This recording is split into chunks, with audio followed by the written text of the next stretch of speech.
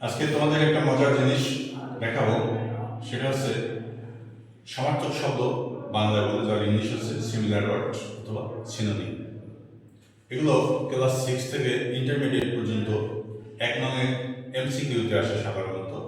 তো এই শব্দগুলো আমাদের জানা থাকলে সুবিধা হবে, আমরা উত্তরগুলো দিতে পারবো। তো এখানে আমি দেখাচ্ছি প্রধান, ধনী, গরিব। এখানে 3টা বাংলা শব্দ রয়েছে।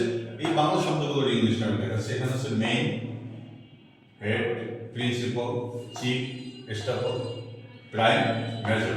এগুলো হচ্ছে কি প্রধানের সমার্থক শব্দ। পরবর্তীতে দেখি ও ধনী।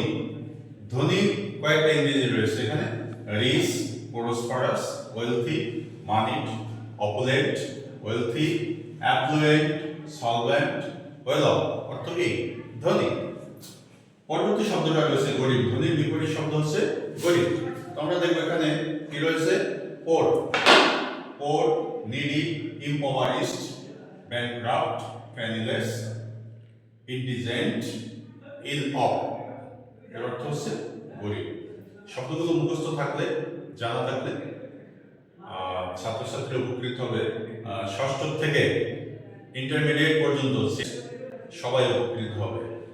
ধন্যবাদ সবাইকে।